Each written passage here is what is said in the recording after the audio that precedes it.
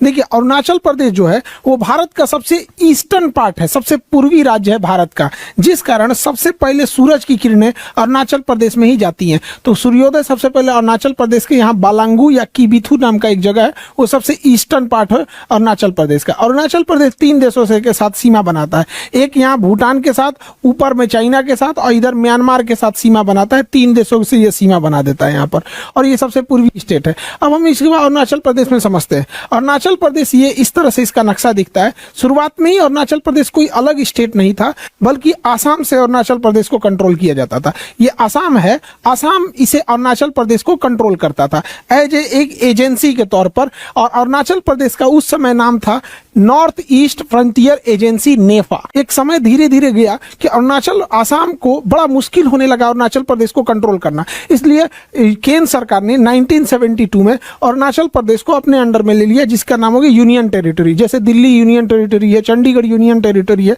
और union territory बना दिया और उसका नाम नेफा से बदल के अरुणाचल प्रदेश कर दिया। तो इस तरह से तो अरुणाचल प्रदेश अपने अस्तित्व में आया। उसके बाद धीरे धीरे वहां के लोगों को डिमांड होने लगा, भाई हमारे पास हमारी गवर्नमेंट होनी चाहिए, सेंट्रल गवर्नमेंट क्यों कंट्रोल करेगी हमको। जैसे लद्दाख के लोगों का कहना है कि हमारे यहाँ भी भैया एक स्टेट दो, या फिर हमको असेंबली यहाँ पे। लद्दाख के लोगों का तो खैर कंप्लीट स्टेट की मांग नहीं है, वो यूनियन टेरिटरी विद असेंबली मांग रहे हैं।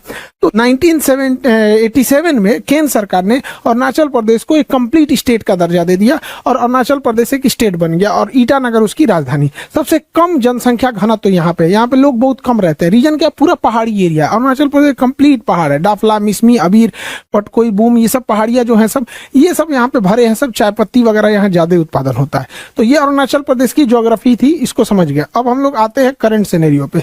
हम अरुणाचल प्रदेश को देखते हैं तो ये स्ट्रेटेजिक रूप अर्थात सामरिक रूप से महत्वपूर्ण है, देश की सुरक्षा के लिए जरूरी है।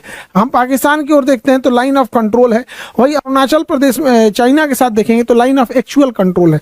लाइन ऑफ एक्चुअल कंट्रोल भी कई पार्ट में है, कुछ इस पार्ट्स में है यहाँ पर और कुछ इस पार्ट में है। 1914 में यहाँ एक रेखा खींची गई जिसका नाम था मैकमोहन लाइन, और यही अरुणाचल प्रदेश में चाइना और भारत की सीमा निर्धारित करती है। हालांकि उस समय यहाँ एक देश हुआ करता था, नाम था उसका तिब्बत। तो यह रेखा तिब्बत के साथ खींची गई थी। बाद में चाइना ने 1959 में तिब्बत पे कब्जा कर लिया, उसके बाद चाइना कहता है कि तिब्बत के साथ साथ अरुणाचल प्रदेश दक्षिणी तिब्बत है।